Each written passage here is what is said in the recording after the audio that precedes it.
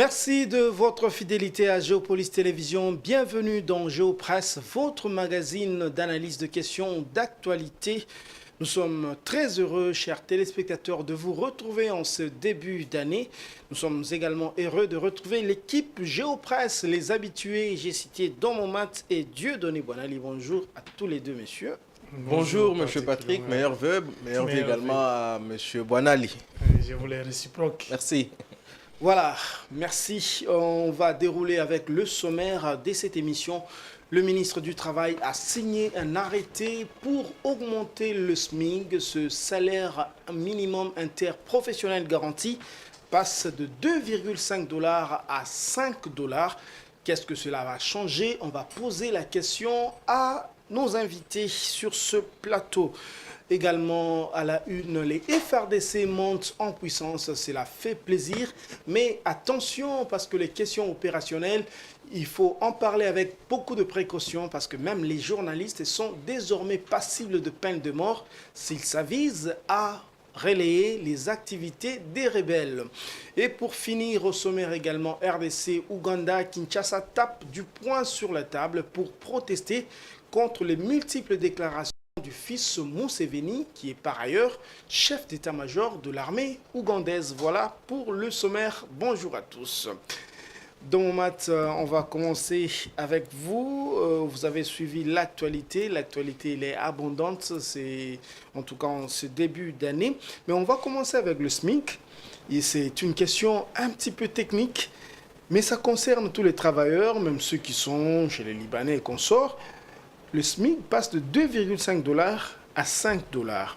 D'abord, est-ce que vous pouvez expliquer, pour ceux qui nous regardent à la maison, qu'est-ce que cela veut dire? Cela signifie tout simplement que, de façon assez simple, que voilà, il y a une base sur laquelle on devrait se baser pour payer le travailleur. Oui. Ok? C'est en fait l'explication la plus simple que l'on peut donner. On va donc partir de ces montants-là. Pas moins. Pas moins. Voilà. Pas moins que ça, en fonction d'heures, pour déterminer le salaire moyen mensuel ou ça peut être pour les gens qui travaillent quotidiennement, etc. Donc, puisque nous sommes dans l'élan, dans cet élan-là où le gouvernement cherche à relever les niveaux de vie de la population. Et donc, il fallait toucher à ça. Parce que, justement, dans les secteurs privés, par exemple, oui, à chaque fois qu'il y a manifestation, qu'est-ce que vous entendez dire? Nos compatriotes qui travaillent pour les expatriés, souvent, se plaignent du fait que leur salaire est très bas, comparativement au salaire des expats avec qui ils travaillent, parfois avec qui ils font le même boulot. Et les expats, ils disent, non, nous ne sommes pas dans l'illégalité. L'argent que nous vous payons, nous le payons en fonction du SMIC que votre propre pays a fixé. Et c'est comme ça que l'État s'est dit, non, trop c'est trop, puisque le président s'est engagé à relever les niveaux de vie de la population, puisque le gouvernement est engagé à lutter contre la vie chère. On s'est dit, il faut remonter le SMIC, ce qui permettra de remonter le salaire de chaque travailleur au Congo. Oui, mais après, il y a quand même des questions qui se posent par rapport à ce SMIC-là. Premièrement, il a été fixé au mois de janvier. Oui. Alors que nous avons un budget qui a été voté l'année passée. C'est-à-dire, le SMIC, il concerne en même temps les secteurs privés et publics. Mais le budget va commencer à s'appliquer au mois d'avril. La loi des finances 2025, tout simplement, n'a pas prévu le SMIC à 5 $. Oui. C'est vrai qu'il y a possibilité de réparer ça. Mais il y a un deuxième problème qui va se poser. C'est que, vous le savez, les salaires, la plupart des salaires de certains fonctionnaires sont assurés par des institutions mondiales. Je vais parler de la Banque mondiale. Le FMI a toujours été contre l'augmentation, il faut le savoir, il faut consolider, ce n'est pas un secret, contre l'augmentation du salaire des employés en RDC. Lorsque vous prenez notre budget, pourquoi? La raison, ce n'est pas qu'ils sont des mauvaises foi. Non, parce que lorsque vous prenez notre budget, 70% de d'argent qui est dans ces budgets-là est consacré dans les rémunérations. Aux rémunérations. Et là, l'FMI vous dit, en tant que conseil, dit, tiens, vous ne pouvez pas, vous n'aurez pas le temps d'investir dans d'autres projets de développement. Dès lors que vous consacrez 70% de votre budget aux rémunérations. C'est-à-dire que vous faites du surplace. Vous produisez, vous prenez ça et là, et vous consommez. 30%, vous faites quoi avec 30%? Les FMI s'est toujours battu pour que le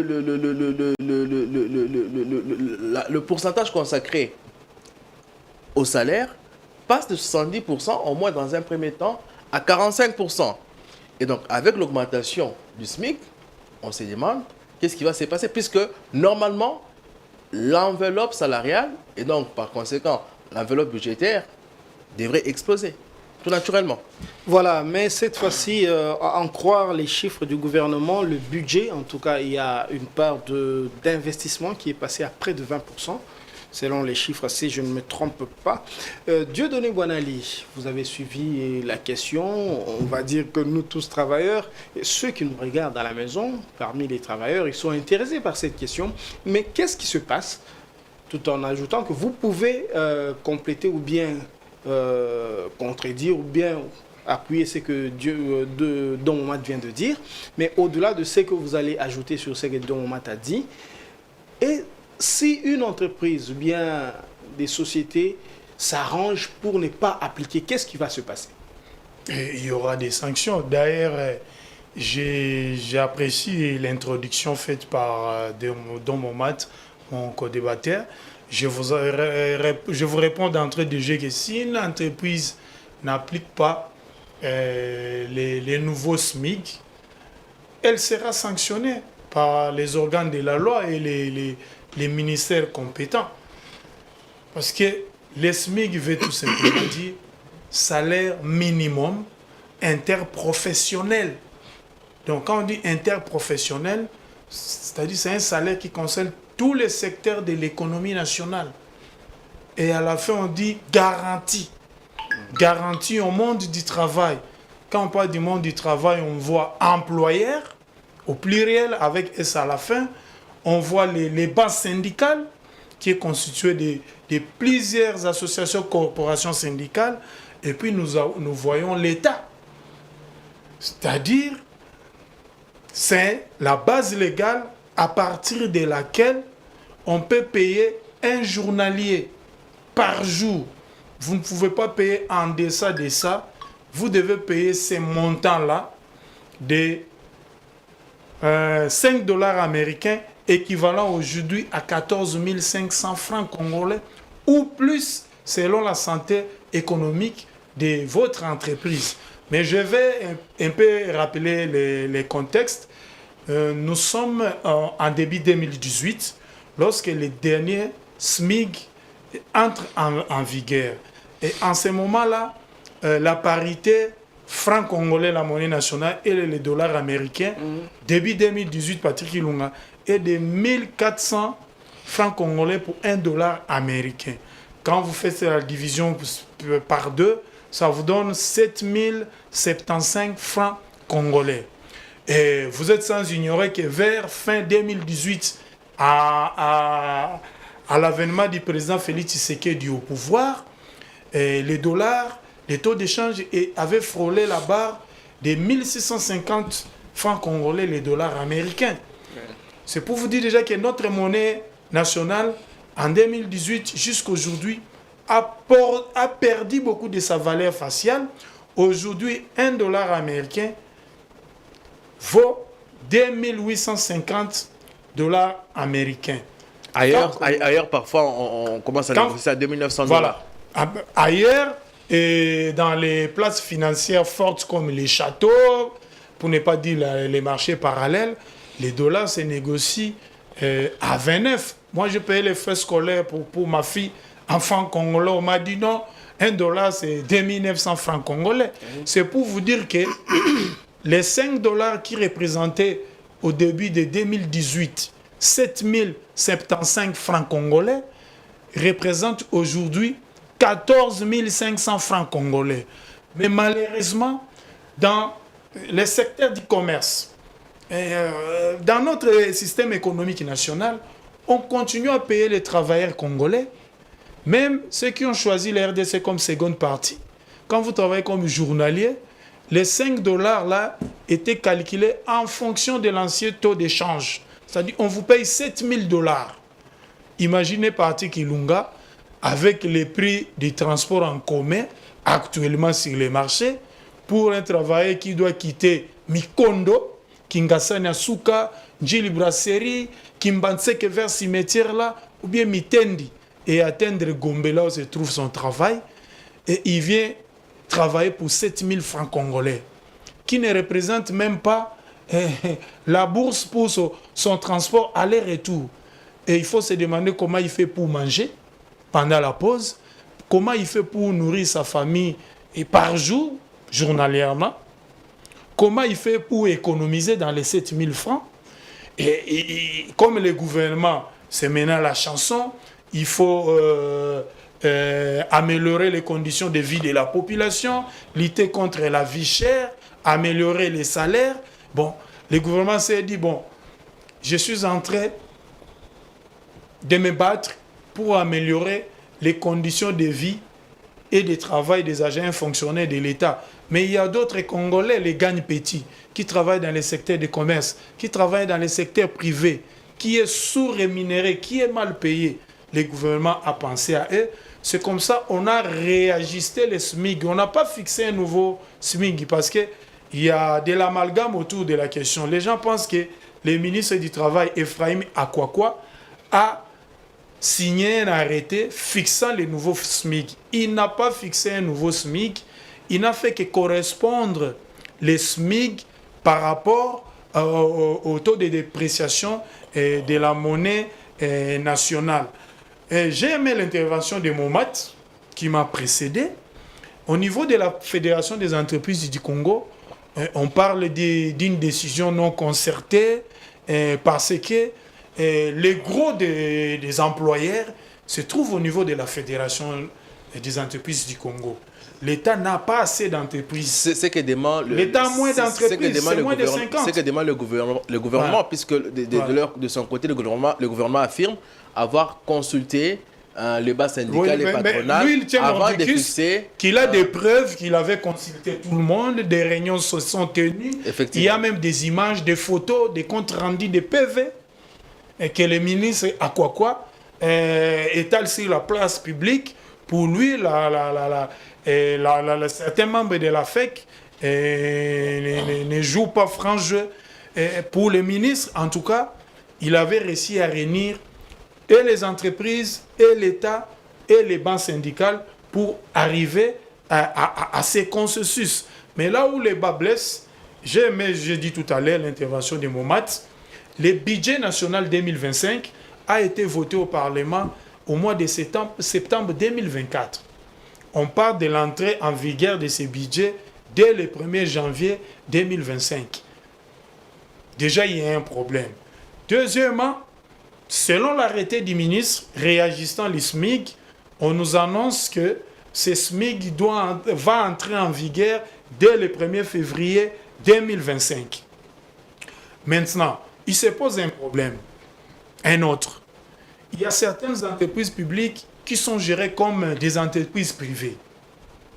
Et ces entreprises-là, pour l'exécution des missions qui leur sont reconnues par les législateurs, recourent parfois au système des journaliers, des travailleurs sous contrat à durée déterminée, parce qu'elles sont empêchées d'engager un nouveau personnel pour ne pas énerver certains textes de loi ou augmenter les dépenses, parce que non seulement ces entreprises ne sont pas productives, elles ne réalisent pas de bénéfices, beaucoup déclarent à la fin de l'année des bilans négatifs, et si vous les autorisez à engager encore du personnel, vous risquez d'asphyxier la finance de ces entreprises, la trésorerie de ces entreprises.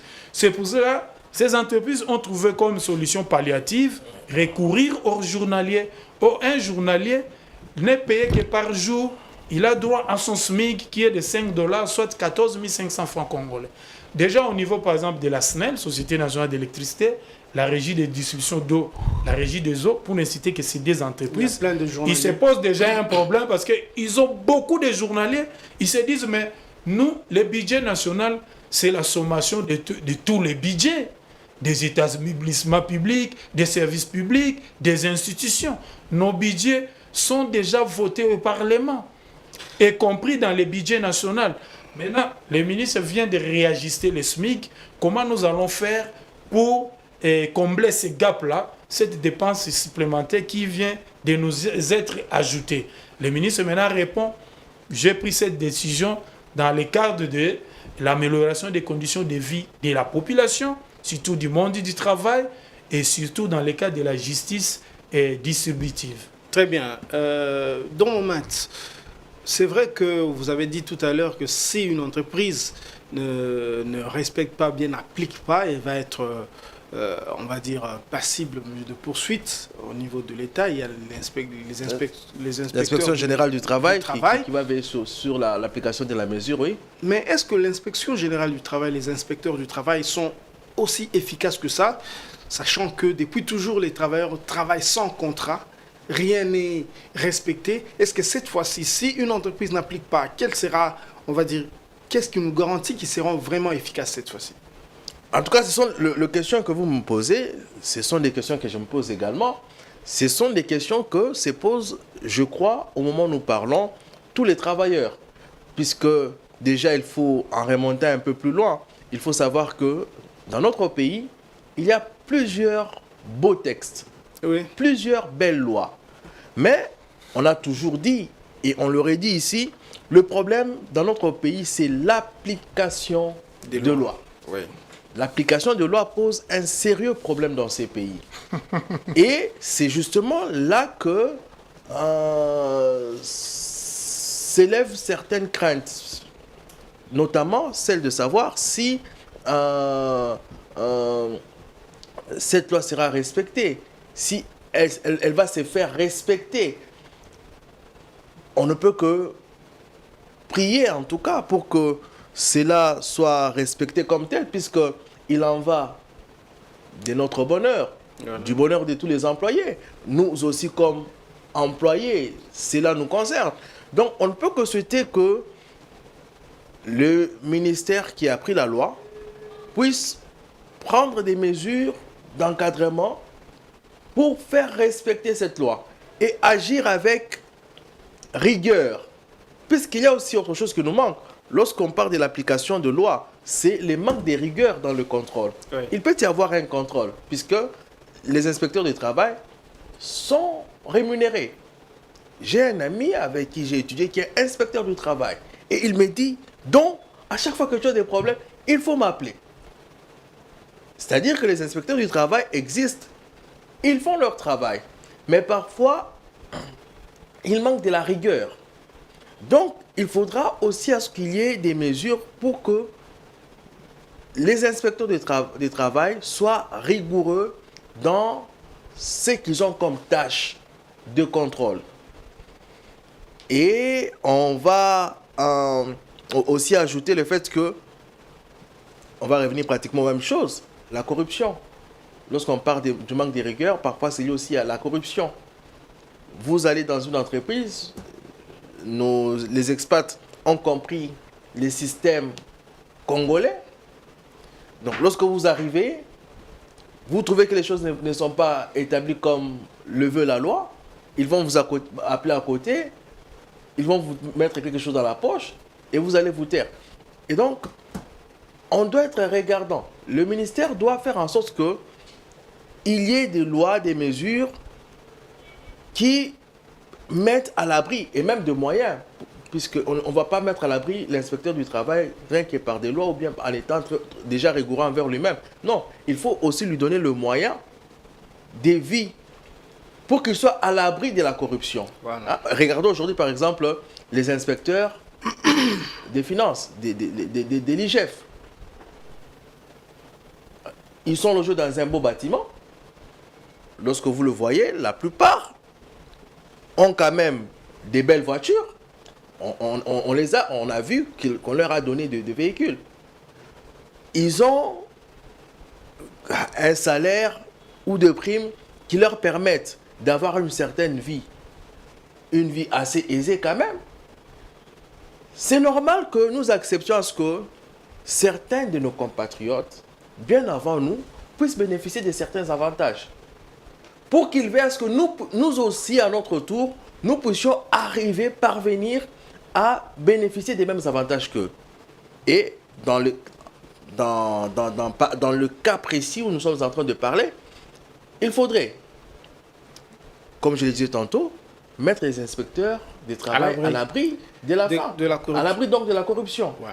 Et cela leur permettrait, avec de lois, des mesures bien strictes, de mieux contrôler et d'agir comme il se doit lorsque ces mesures ne sont pas respectées. Mais il y a aussi autre chose que le gouvernement, l'État congolais doit être exemplaire. Voilà. C'est le premier qui doit montrer qu'il respecte ses propres lois. Ainsi, les autres pourraient lui emboîter le pas. Bon, moi je voulais ajouter ceci. Très vite. D'un moment, tu plaides pour l'amélioration des conditions de vie et de travail des inspecteurs du travail. C'est bien, mais il ne faut pas penser que l'argent qui a servi à acheter des jeeps aux agents de l'inspection générale des finances, dont des inspecteurs, est venu du trésor public. Je dis oui et non. Ces inspecteurs ont permis à l'État, en luttant contre l'évasion fiscale, des détournements, en luttant en dénonçant des cas, par exemple, de surfacturation, ils ont permis à l'État de récupérer beaucoup d'argent.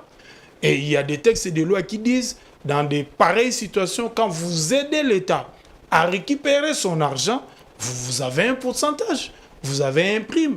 C'est sur base de ces primes-là qui leur ont été accordées, qui se sont achetés des véhicules, des moyens de locomotion. Non, mais Dieu donne voilà les sur les principes, c'est ce qu'il dit. C'est ce qu'il dit, je ne dis pas c'est faux. Mais nous aimerions aussi, au-delà des moyens qui doivent provenir de l'État pour améliorer les conditions de vie et de travail des inspecteurs du travail, eux-mêmes, ils peuvent accidentellement, parce que c'est un service public n'a pas pour vocation de réaliser des bénéfices. En faisant bien leur travail, les missions de contrôle dans tous les secteurs de la vie nationale, voir ce qui ne marche pas. Par exemple, les cas d'absence de contrat de travail, quand vous détectez par exemple des étrangers qui travaillent sans carte de travail, il y a des cas nombreux. Mais vous arriverez à faire des pénalités, des amendes. Ces entreprises-là vont payer ces amendes. Et cet argent-là ne va pas aller seulement dans les trésors publics. Les 100%, il y a une partie qui va leur revenir. Vous avez une quote-part. Voilà, c'est ce que je voulais dire. Ils ont une quote-part. Ils oublient qu'eux-mêmes, ils ont des moyens qui peuvent actionner et au retour, ça va leur revenir. Je voulais aussi ajouter que 30 jours ont été accordés à toutes les entreprises privées, publiques, qui évoluent sous sein privé, comme la SNEL, la Régie des eaux, avec des modes de fonctionnement privés, pour l'application du nouveau SMIC. Et je termine en disant qu'il va se poser un dernier problème que j'avais oublié de mentionner. À chaque fois que notre monnaie nationale va se déprécier, voilà. Est-ce que le ministre du Travail sera toujours amené à fixer un nouveau SMIC? Et si notre monnaie prend le sens inverse, par exemple, notre monnaie s'apprécie par rapport au dollar. On peut arriver, par exemple, à avoir 10 dollars américains par rapport au taux d'échange actuel de 28 500, 29 000. Et si demain, 10 dollars américains représentaient 24 000, normalement, le vœu de tout le monde doit-on revenir à 12 000 voir comme le SMIC. Non, le vœu de tout le monde, normalement, est de voir le SMIC s'améliorer. Dans notre pays, par exemple, le SMIC, c'est 11 euros. C'est 11 euros. Ouais. Et donc, si aujourd'hui nous sommes à 5, l'idéal, c'est que demain, après-demain, nous puissions arriver à 7, à 8, à 10 et pourquoi pas 11 comme dans d'autres pays. Voilà. Moi, je souhaite pourquoi pas 20. Voilà pour ce sujet, en tout cas un sujet qui concerne tout le système économique congolais, donc qui concerne toute la société congolaise. On va passer à un autre sujet qui concerne tout le monde, mais principalement aussi les journalistes. Vous le savez, les FRDC, selon les informations officielles, les FRDC montent en puissance. Du côté de Gungu, on est là dans le territoire de Massissi. Ils ont fait mordre la poussière au M23, selon ce qu'on nous dit. Mais attention, on nous dit aussi que les informations pour les questions opérationnelles doivent être maniées avec beaucoup de précautions parce que les journalistes eux-mêmes sont passibles de peine de mort s'ils relayent, Dieudonné Boinali, les informations des rebelles. Alors la question que je vous pose, Dieudonné Boinali, est-ce qu'en faisant cela, on ne laisse pas libre cours à la, on va dire, la rumeur? Si les journalistes doivent, on va dire, s'interdire de parler des activités des rebelles, est-ce qu'on ne laisse pas libre cours à la rumeur qui est préjudiciable? Bon, les gouvernements n'interdisent pas aux professionnels des médias de faire leur travail, qui est celui de collecter, de traiter et de diffuser l'information. On demande tout simplement aux journalistes d'être impartial, d'être objectif, de traiter l'information de manière non partisane. Et la même vitesse. Je ne pense pas que c'est ce qu'on demande aux journalistes. On ne demande pas aux journalistes d'être objectifs sur ce cas. J'atterris. Il ne faut pas désorienter les gens. Puisque dès lors qu'on vous interdit, dès lors que... J'aurais aimé que vous écoutiez ma dernière phrase. Non, parce que selon le principe journalistique, voilà. Pour répondre à la question de la non-partialité, il faut prendre deux camps. Et ici, on nous dit, et ça s'applique quand même déjà depuis longtemps, seulement on vient d'ajouter une sanction. On nous dit, si vous osez relayer les informations du M23, vous êtes passible de la peine de mort. Il n'y a pas de partialité dans ce qu'on demande. Bon, là, les gouvernements... On demande aux journalistes de faire du journalisme, ce qu'on pourrait qualifier du journalisme citoyen. Moi, selon mon entendement, ma compréhension, j'ai compris qu'on nous a demandé de faire ceci, entre autres, la vitesse, la même avec laquelle vous avez la capacité d'envoyer des brèves, des informations à vos rédactions, surtout occidentales. Vous devez avoir le même traitement aussi lorsque notre armée monte en puissance, récupère des localités, fait tomber des villes jadis occupées par les mouvements terroristes ou rébellions, selon la terminologie employée par les gouvernements. Il ne faut pas oublier qu'il y a des localités, des territoires, des cités, des villages qui ont été occupés par les forces du M23 depuis une année, d'autres 2 ans, d'autres 6 mois, d'autres 8 mois, d'autres 10 ans. Pardon, je voulais dire 10 mois. Lorsque l'armée nationale, les forces loyalistes arrivent à réaliser aussi des exploits, lorsque l'armée monte aussi en puissance, pourquoi cacher ces informations? Pourquoi cacher ces exploits? Pourquoi ne pas en parler? Mais nous donnons plus la parole aux forces négatives que non, telle ville est tombée. Nous avons cette manie-là, cette capacité-là, cette dynamisme-là à toujours véhiculer l'information quand elle est bonne pour l'autre camp. Mais quand elle est bonne pour notre propre armée, on l'étouffe dans l'œuf. Ça dépend moi, peut-être que vous parlez un peu trop de la presse internationale. Mais bon, lorsque nous, par exemple, on doit dire que... Et puis, je termine. Excusez-moi, monsieur. Vous êtes en train de m'entrecouper. Sécurise-moi, Patrick. Non, parce que... Je ne veux pas... Il faut que les gens qui nous suivent... Dieu donne les gens qui nous suivent puissent être... Donc, sans ignorer que... Vous allez prendre la parole. Donc, maman, tu es sans ignorer que notre gouvernement a déclaré certaines forces négatives comme des groupes terroristes. Et ils doivent être traités comme tels. Nous quittons la RDC. Pourtant, les groupes terroristes, même dans, même dans des médias occidentaux, lorsque les terroristes font des dégâts, on en parle. On en parle. Ce n'est pas dire que nous le faisons. Mais est-ce que vous le voyez donner... Nous le faisons parce que ça nous fait rire, parce que ça nous fait plaisir. Vous le voyez donner des interviews au chef terroriste. Vous allez prendre la parole tout à l'heure. Oui. Est-ce que vous le voyez donner des interviews aux chefs terroristes, aux terroristes, qui annoncent que non, demain, dans telle ville, je vais bombarder, je vais faire exploser une bombe. Vous voyez ça dans les médias occidentaux. Du journaliste qui accorde des interviews, qui relaient les informations venant des groupes terroristes dans leur pays d'origine. Je cite l'Angleterre, je cite les États-Unis, je cite la France. Voilà, vous le voyez faire ça, ces journalistes. Dieu donne nos confrères d'autres pays. C'est pour cela que je vous dis, il faut couper la poire en deux. Je dis, le gouvernement est allé vite en besogne parce que nous avons les codes du numérique. Nous avons des textes de loi qui régissent la presse. Il n'y a que le juge qui peut déterminer la culpabilité de l'un ou de l'autre parmi nous. Mais quand déjà le gouvernement nous dit il ne faut pas faire véhiculer, c'est là où je vous rejoins, des informations sur les mouvements rebelles, les fausses négatives, les groupes qualifiés de terroristes, je me dis bon, au même moment, le même gouvernement cherche à promouvoir la liberté de la presse.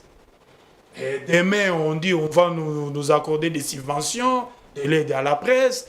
Le gouvernement veut travailler pour que demain, les journalistes aient des contrats de travail, les journalistes travaillent dans les conditions les meilleures, et qu'on puisse avoir des facilités accordées à la presse, on puisse avoir une presse responsable qui respecte les b.a.-ba, ce que nous avons appris. Je me dis, bon, il y a un recul. Et surtout que nous nous appelons République démocratique du Congo.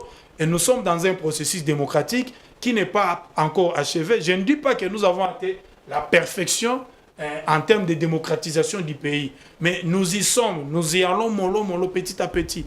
Prendre une telle décision, ça risque d'être qualifié par une certaine opinion que non, nous avons fait un recul en termes de progrès démocratique. C'est ce que je voulais ajouter. Très bien. Dans mon match... Par une certaine opinion dans laquelle vous vous retrouvez également. Voilà. Non, je n'ai pas dit ça. Je vous pose la même question. C'est vrai que le ministre Mouyaya a expliqué que nous sommes en temps de crise, on doit comprendre le contexte et que le gouvernement a le devoir de sécuriser, de protéger l'opinion publique congolaise. Ok. Mais la question que je pose, c'est la même question que j'ai posée à Dieudonné Boinali tout à l'heure. Mais le fait d'interdire la presse de faire état de ce qui se passe sur le terrain d'opération du côté rebelle, est-ce que ça ne va pas justement ouvrir le boulevard à des rumeurs qui sont tout aussi mauvaises? Merci Patrick pour la parole. Premièrement, j'estime que nos gouvernants peuvent parfois se tromper ou présenter des arguments qui ne tiennent pas totalement la route. Nous sommes un pays en crise depuis des années. Regardez, depuis 1997, lorsque nous sommes attaqués, nous sommes devenus un pays en crise, et même bien avant. Mais actuellement, il y a l'arme des réseaux sociaux qui est redoutable. Oui, mais on n'a pas... Je vais en venir. Ouais. Et donc, nous sommes un pays en crise depuis 1997. Nous avons connu guerre après guerre de la FDL, tout juste après, une année après, le 2 août, guerre d'agression avec le pays qui a été morcelé en plusieurs parties. À l'Est, RCD Goma, RCD KML, Jean-Pierre Bemba avec le MLC à l'Équateur, le RCD qui s'est étendu jusque dans le Tanganyika et tout. Après, il y a eu réunification en 2003 sous Joseph Kabila, mais tout juste après cette réunification-là, il y a eu des guerres comme ça successives qui se sont enchaînées. On a pris Goma tout juste après l'installation du gouvernement 1+4, vous vous souviendrez. Après que le gouvernement ait repris Goma par des négociations ou par voie militaire, il y a eu encore d'autres groupes rebelles. Et même quand il y a eu cette réunification entre le Congolais, il y a quand même des groupes rebelles qui sont en train de proliférer. On parle de plus de 50 groupes dans l'est du pays, dont parmi les plus en vue, on a le groupe ADF, qui est combattu par l'armée congolaise et ougandaise. On a le M23 actuellement. Notre pays est donc un pays qui est en crise depuis des années. Ce n'est pas aujourd'hui qu'il est en crise. Et pendant toutes ces années, il n'y a jamais eu une loi comme quoi un journaliste Peut être tué peut être tué pour avoir donné de l'information. C'est là, quelle image que nous renvoyons de la vie? Et surtout, il y a à se demander, est-ce que ce sont des actes passibles de la peine de mort? Quelle image que nous renvoyons de la vie auprès de gens qui nous entourent, auprès du monde? Notre gouvernement, en fait, doit faire attention parfois dans l'utilisation de mots, de lois. Ça nous dessert à l'international. Puisque vous verrez que nos ennemis vont récupérer ça. Ils vont vous dire, si entre eux-mêmes, parce que Mohamed a dit X choses sur la rébellion, on le condamne à mort, à combien plus forte raison une personne qu'il considère comme étranger? Soyons sérieux. Soyons sérieux. Soyons visionnaires. Soyons réfléchis. On ne peut pas être conduit comme des moutons. Non, M. Mouyaya, que nous aimons bien, en tant que ministre de la Communication, vous gérez un peu la presse, il faut revoir certaines choses. Il faut revoir certaines choses. Matt, vous avez la parole, mais je tiens simplement à préciser que c'est le ministre de Justice qui a dit ça, et le ministre Mouyaya a essayé d'apporter une nuance pour dire que c'est en réalité une interpellation pour ne pas être la porte d'entrée des manipulateurs ou bien des manipulations. Je m'adressais à lui parce que, justement, vous avez dit qu'il a tout de suite apporté une nuance, parce que c'est lui, au fait, qui nous représente au sein du gouvernement. C'est lui qui est notre porte-parole au sein du gouvernement. C'est vrai que le gouvernement a peut-être l'avantage de faire le monitoring de tous les médias en RDC, mais depuis que vous et moi, nous sommes journalistes, combien de médias sérieux au Congo? Combien de médias sérieux avez-vous entendu relayer des informations faisant propagande d'une rébellion? Moi, je n'en connais vraiment pas. Je n'en connais vraiment pas. Des médias sérieux de la RDC, qui sont de Kinshasa, nous avons plus de 200 médias. Lubumbashi, Mbujimai, même au Nord Kivu, Sud Kivu. Des médias sérieux. Saouti Agoma, Machapi. Des médias comme ça. Aviez-vous tu as oublié qu'il y a des journalistes qui ont des comptes Twitter, qui ont des comptes Facebook, qui travaillent pour des grands médias, mais dans leurs comptes personnels, ils relayent les mêmes informations. Des informations qui font propagande de la rébellion du M23. Oh, mais il y en a, vous n'en savez pas. Moi, il y en a. Alors, en tout cas, comme je le disais, qu'on n'exagère pas. On peut avoir levé le moratoire pour les militaires qui fuient. On sait que dans l'armée, c'est tout à fait normal. Un militaire, il a en fait juré de donner sa vie. Et donc, il ne peut pas se dédire. Puisqu'il a juré, c'est acté, c'est la loi. Et donc, pour lui fuir devant l'ennemi, devient un acte pour lequel on peut le tuer. C'est normal.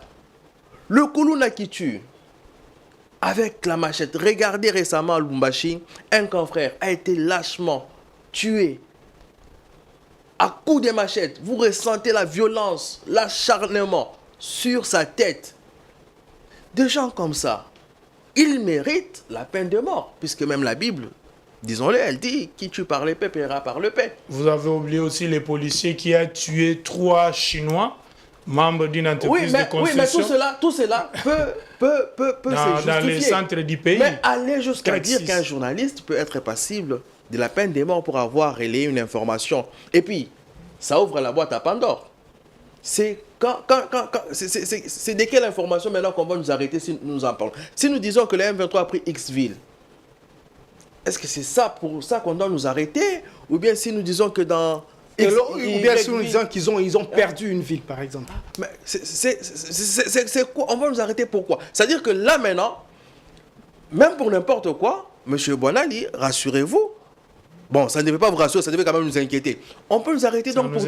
On peut donc nous arrêter pour tout et n'importe... Parce qu'on n'a pas défini le contour des informations en question pour lequel un journaliste peut être arrêté, puisque vous ne direz pas à un journaliste de ne pas dire que les rebelles étaient à 60 km de la ville de Goma.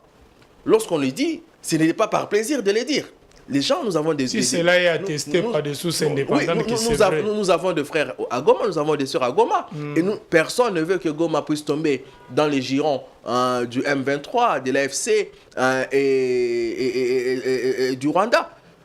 Lorsque nous le disons, c'est avec pincement au cœur. Mais nous sommes tenus d'informer la population que voilà, notre pays est en guerre. Le M23, voilà ce qu'ils ont fait. Mais cela ne signifie pas que nous faisons de la propagande. Il faut faire attention. Si peut-être qu'on avait dit, et j'aurais peut-être compris, même si là encore ça reste encore c'est quelque chose vraiment un sujet à débattre. Mais si on avait parlé de la propagande, lorsque vous faites la propagande... Il y a aussi la désinformation. Il y a des villages qui sont traités, appelés des villes, et des territoires qui sont appelés des provinces. Bon, le gouvernement, quelque part, est-ce qu'il n'a-t-il pas raison? Alors, Dieudonné Wanali, c'est vrai que nous, en tant que journalistes, ça nous a mis en émoi quand même. Mais dans la déclaration du ministre de la Justice, il parle aussi des acteurs politiques, aussi des religieux, mais aussi des acteurs de la société civile. Mais est-ce que le fait d'étendre tout ça ne joue pas contre nous, comme disait Don Mat tout à l'heure? Moi, je vais dire oui et non. Du moment où ça va servir la République, ça va mettre fin à la désinformation, à la diffusion des informations populistes pour créer la psychose, faire peur à la population. Du moment où ça va diminuer tous ces méfaits-là. Non, monsieur Wanali. Monsieur Wanali, nous sommes des observateurs. Nous sommes des observateurs. On sait que la question est passionnante. J'ai dit oui et non. Prendre votre mal en patience. Du moment où ça aura servi la République, sur les plans stratégiques, sur les plans militaires, sur les plans sécuritaires, la mesure est la bienvenue. Mais du moment où ça va nous desservir, l'image de la République sera écornée. Vous avez la parole. Je pose maintenant la question. Un journaliste congolais qui s'abstient de parler, mais le journaliste qui est par exemple en Afrique du Sud en parle, n'est-ce pas qu'on a laissé le boulevard pour ces gens-là? Oui, et surtout que la majorité des médias congolais n'émettent pas jusqu'à l'étranger. Combien de médias congolais sont sur satellite? Qui sont logés dans les bouquets des diffuseurs? C'est à compter au bout du doigt.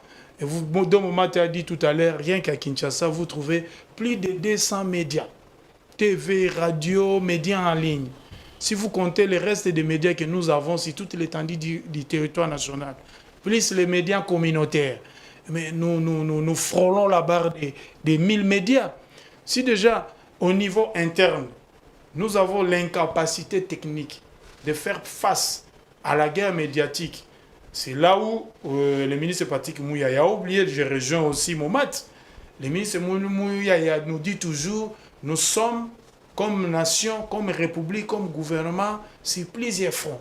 Nous avons les fronts diplomatiques, les fronts militaires, les fronts politiques et les fronts communicationnels. Déjà, médiatique, voilà, c'est ça. Merci de m'avoir rappelé son mot de tous les temps. Les fronts médiatiques. Déjà, si notre propre gouvernement nous interdit, nous les médias, de parler de cette guerre, que ce soit les prouesses de notre armée monte en puissance. Non, le gouvernement a acheté des matériels pimpants-neufs de dernière génération pour faire face à l'agression, aux forces négatives. On nous interdit d'en parler. Non, il y a maintenant de nouvelles tenues pour la police, les FARDC. On nous interdit d'en parler. Bon, je me dis, quelque part, c'est une mauvaise publicité pour des actions posées par les gouvernements, pour les retours en force de notre armée, et comme une puissance régionale, au même titre que des armées d'autres pays comme l'Afrique du Sud et l'Angola. Je me dis quelque part, cette décision-là, ça va nous desservir. Et puis, il y a un regret.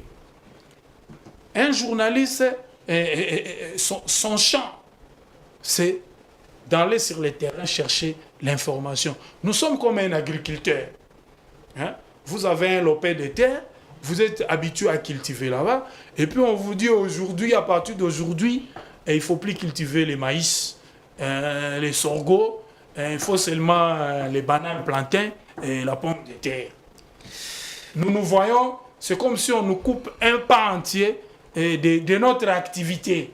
C'est-à-dire il y aura un volet, un domaine sur lequel nous n'allons plus travailler comme auparavant. C'est le domaine de la défense et de la sécurité. Parce que tous les journalistes vont commencer à se méfier. Attention, il y a danger. Je ne peux pas en parler parce que il y a la menace de la peine de mort, il y a la menace de la prison. Quand on pense à nos femmes et enfants, bon, je me dis, bon, on cadenasse nos bouches, et les stylos cassés. Bon, on ne va pas parler de ce secteur, qu'on parle d'autres secteurs de la vie nationale, qu'on couvre leurs activités par la défense et la sécurité. Je me dis, nous devons appeler les ministres à venir donner encore plus de précisions, pas seulement les ministres Mouyaya, et aussi les ministres Constant Moutamba, parce qu'il y a de la confusion. Nous serons des pensées qu'on nous interdit de ne plus traiter des informations sur la défense et la sécurité. Très bien, on va évoluer avec cette émission. Nous sommes toujours dans le cadre de questions sécuritaires.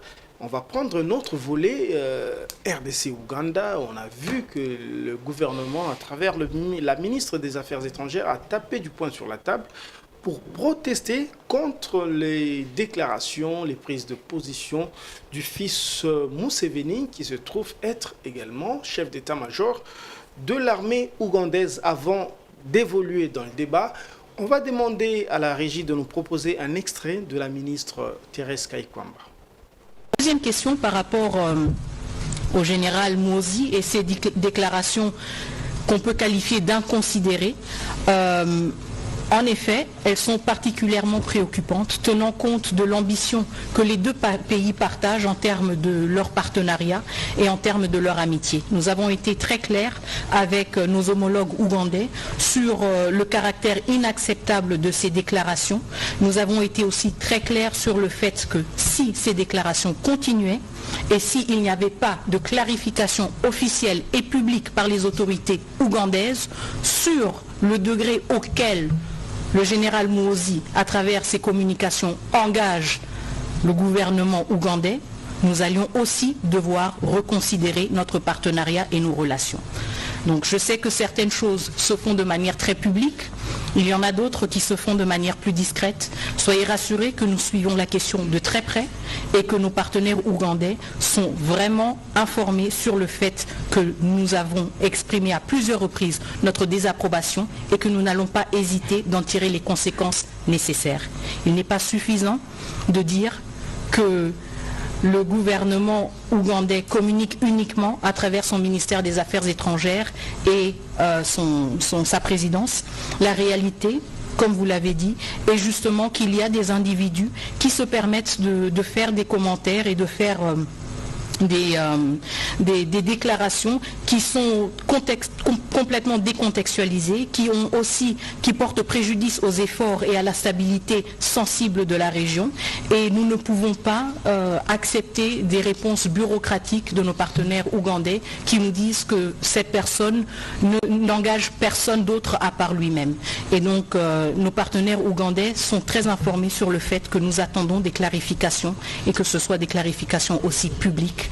Et je voudrais aussi souligner le fait que nous ne sommes pas seuls, si vous voulez, en tant que pays qui font face justement à cette logorée de déclarations assez erratiques et inconsidérées. Il y en a eu plusieurs à l'égard du Soudan, du Sud-Soudan et d'autres pays de la sous-région. Je pense que nos amis ougandais ont suffisamment de matière pour se pencher sur cette question et pour trouver une solution et la communiquer de manière crédible envers tous les partenaires qui ont raison d'être préoccupés par cette forme assez particulière. Voilà, retour sur ce plateau. La ministre des Affaires étrangères, Thérèse Kaikwamba Wagner, a le mérite d'être claire dans nos maths. Vous avez suivi, vous connaissez le dossier. Le fils Museveni, en tout cas, je plante en 30 secondes le décor. le fils Museveni, qui est aussi chef d'état-major de l'armée ougandaise, a souvent l'habitude de faire des déclarations, soit contre la RDC, soit pour Kagame, soit pro-armée rwandaise. Et ça dérange beaucoup, étant donné que l'armée ougandaise est en alliance ou bien est alliée à l'armée congolaise. Dans ce cas, quelle pourrait être la bonne attitude pour les autorités congolaises de moment? Alors, permettez-moi très rapidement de faire un lien, quoique ça soit un raccordement frauduleux entre ce que vous êtes en train de me poser comme question. Est-ce que nous évoquons avant pour élever une chose? Les déclarations, comme on l'a suivi avec la ministre des Affaires étrangères, les déclarations du fils Museveni sont pour la plupart faites sur les réseaux sociaux. Oui. Ok. Et dans la guerre qui nous oppose au M23, la guerre, elle se passe, la guerre médiatique, elle se passe aussi et en grande partie sur les réseaux sociaux. Oui.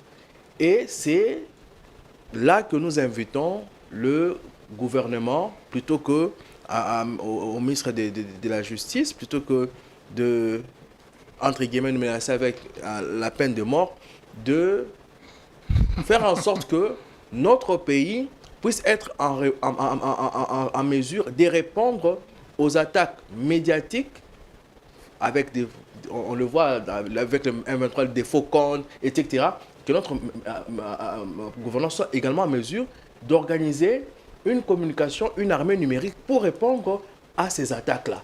Ça serait là la bonne résolution, ça serait là la bonne peine de mort à infliger à la communication du M23. Ceci dit, je crois qu'il fallait en tout cas que notre gouvernement puisse se prononcer de la sorte. Oui.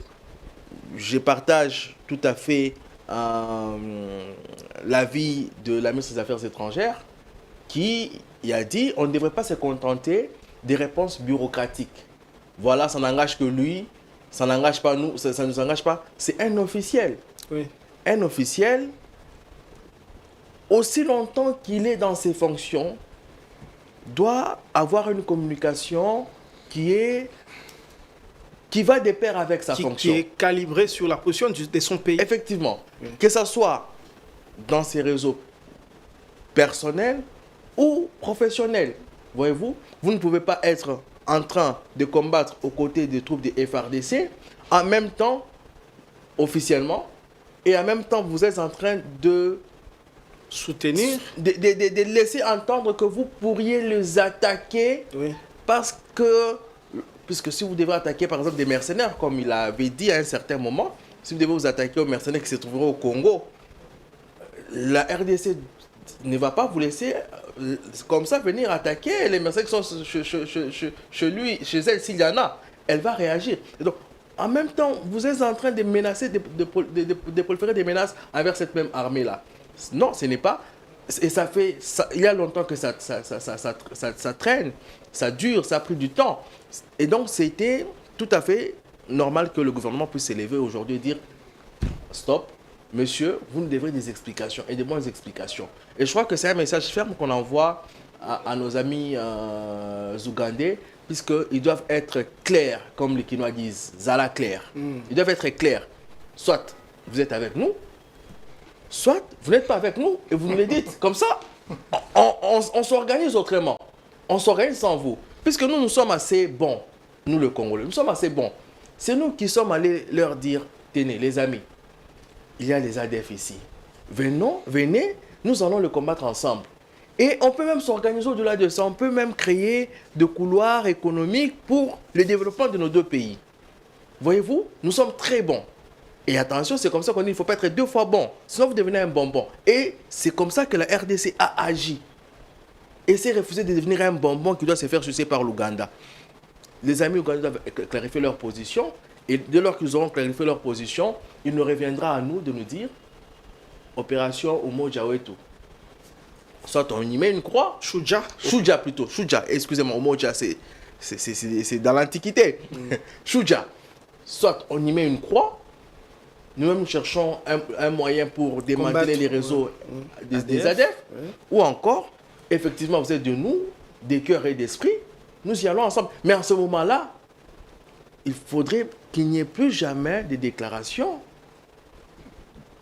comme celle auxquelles nous avons assisté toutes ces années du fils Museveni, qui non seulement est fils du président, il est prétendu comme successeur à son père. Il est les chefs de l'armée les plus haut gradés. Et donc, surtout avec une telle personnalité, il devait y avoir une communication claire.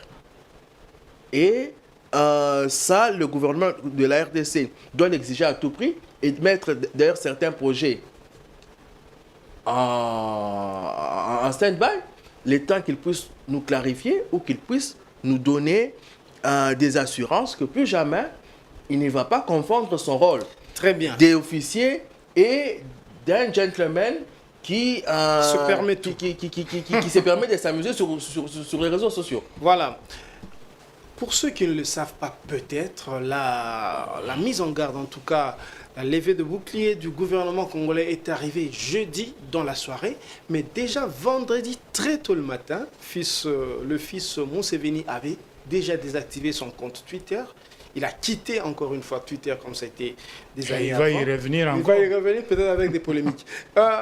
Dieudonné Wanali, en tout cas, il nous reste... Mais cela démontre aussi le fait que l'Ouganda ne sait pas peut-être trop comment s'y prendre.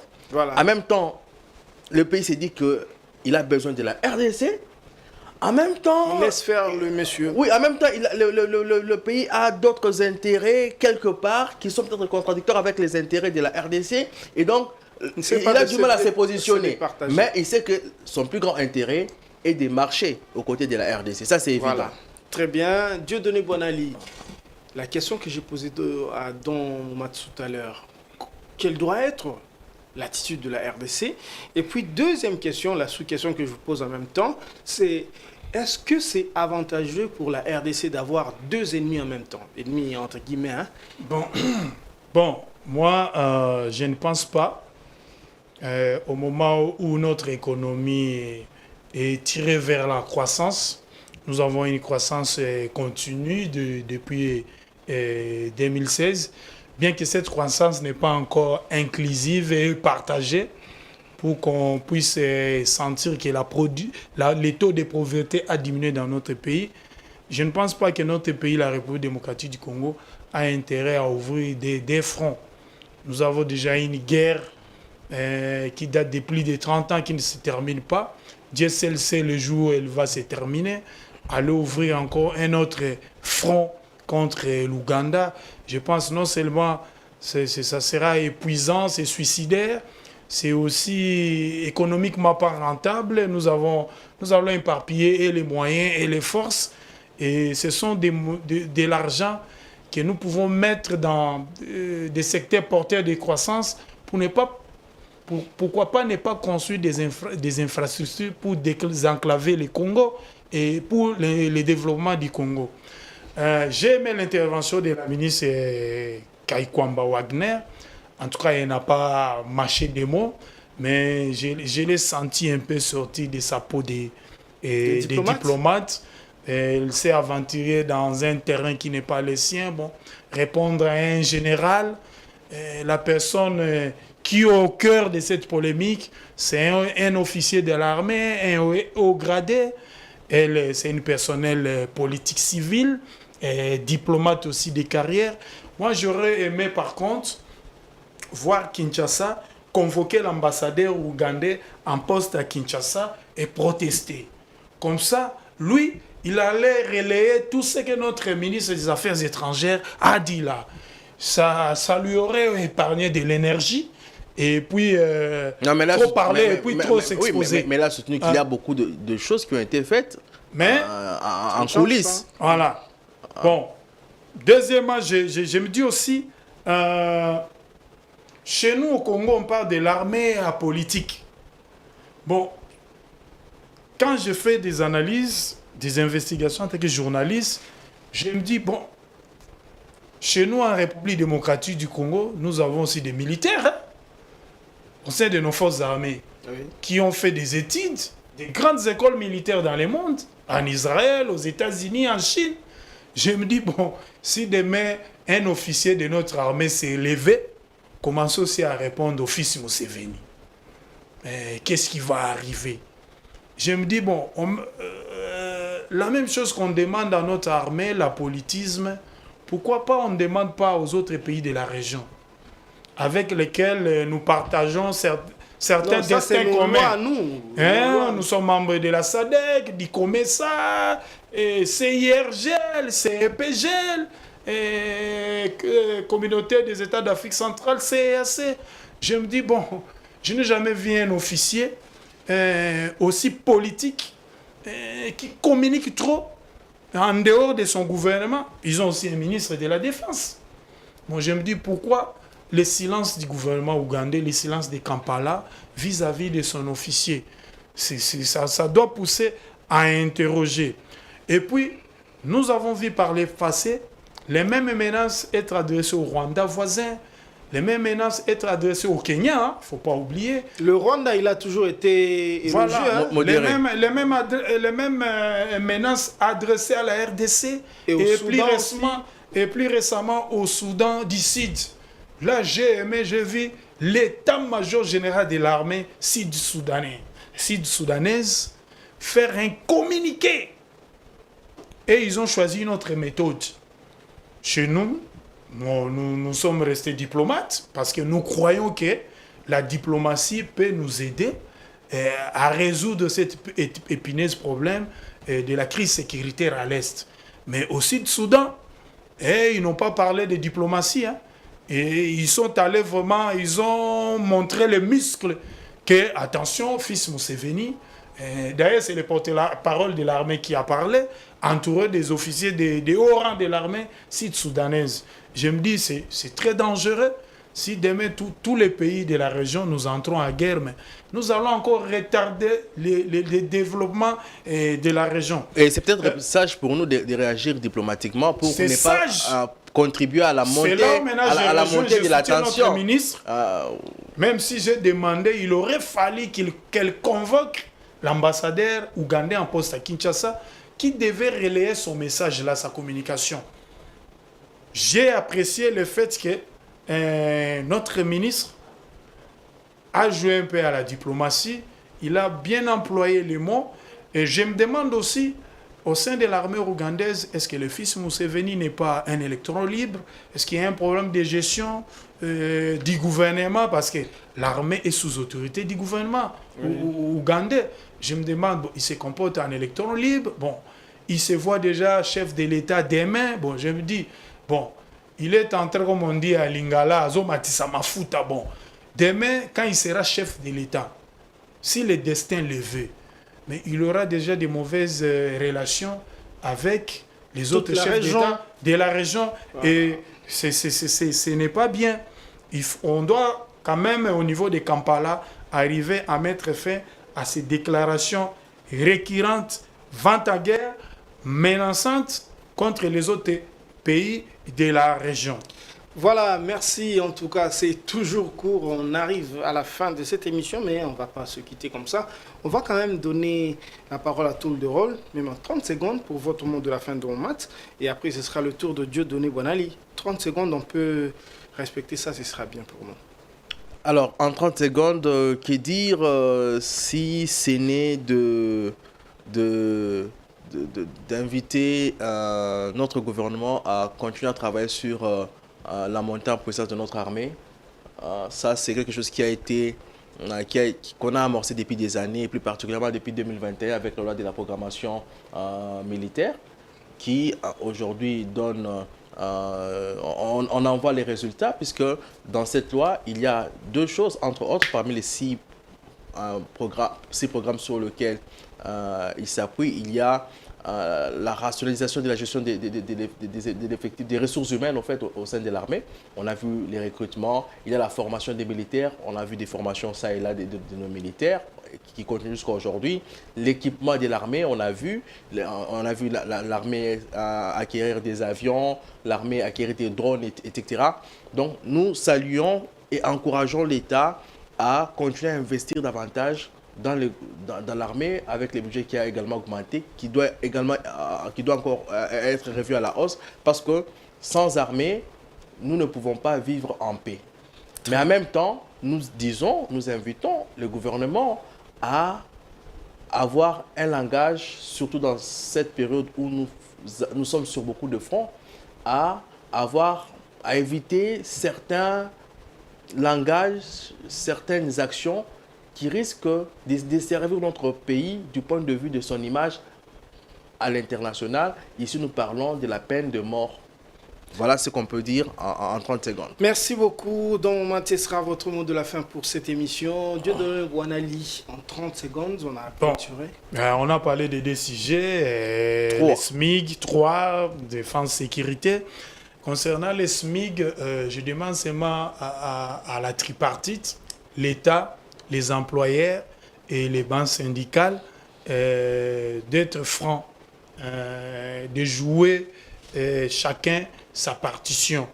Nous ne voulons pas que demain, le SMIC qui a été ramené à 14 500 francs congolais, nous entendions que dans les camps, par exemple, des Asiatiques, on refuse de payer les 14 500 francs congolais par jour à un travailleur congolais, qu'on continuerait toujours à payer les 7 075 francs.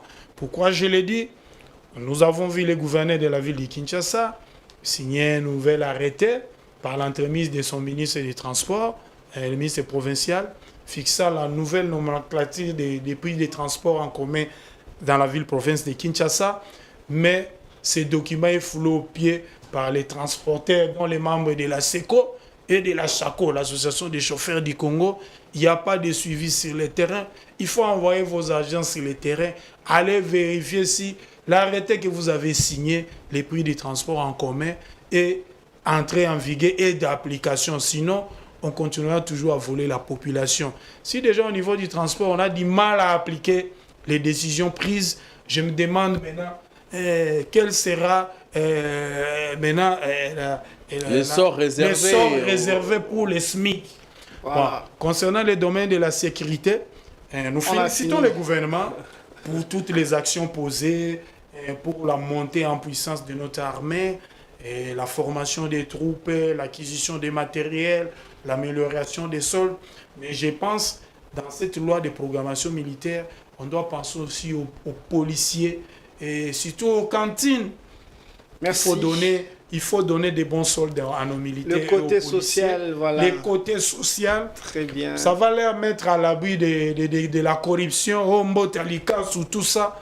Ils vont se mettre résolument au travail. Ouais. Il n'y aura pas d'embouteillage parce que si aussi on a des embouteillages, c'est parce que certains agents ne sont pas vraiment motivés, surmotivés pour faire leur travail. Parce que quand ils regardent ce qu'ils perçoivent à la fin du mois, ils se disent, bon, pourquoi trop se donner? Voilà. L'un des moyens aussi de motiver les troupes, c'est leur donner aussi des bons soldes, des bonnes conditions de travail, qui soient aussi bien logés. Merci beaucoup, Dieudonné Bouanali. On a débordé sur notre temps. On va en tout cas remercier toute l'équipe technique qui s'est affairée derrière la caméra ou bien derrière les caméras ici sur le plateau. On pense notamment à Giscard Tamba. On va remercier également nos techniciens à la régie avec M. John Mukendi. On remercie tous nos téléspectateurs. En tout cas, moi, mes remerciements également à mes invités, mes confrères ici sur le plateau pour l'engagement pour cette émission qui ne se dément pas. On va se quitter avec le plaisir de se retrouver la semaine prochaine, avec l'espoir de se retrouver la semaine prochaine. Ce sera avec le même plaisir. À la semaine prochaine.